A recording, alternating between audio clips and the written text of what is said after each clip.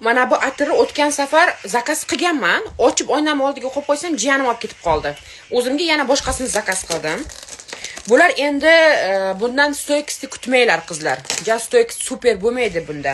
Bular shu eringlar bilan aloqadan oldin o'zingizlardan приятный hid chiqarish uchun, yoqimli hid chiqarish uchun, eringlarning e'tiborini yana ham qattiqroq jalb qilish uchun ishlatsanglar bo'ladi. Olib keyin stoykisni yo'q demanglar. Bu maksimal feromonli atirlar 2 soat bo'lsa 1 soatga cho'ziladi xolos. U kun bo'yida turib beradi degan gap yolg'on. Bu ham feromonli atir qizlar. Ko'rasizlarmi? Fokus uchun ishlatasizlar buni ham. Hidi menga yoqqan, lekin o'tgan safar jiyanim olib ketib qoldi buni. O'zimga yangisidan zakaz qildim. To'g'risini aytgan yaxshi-da.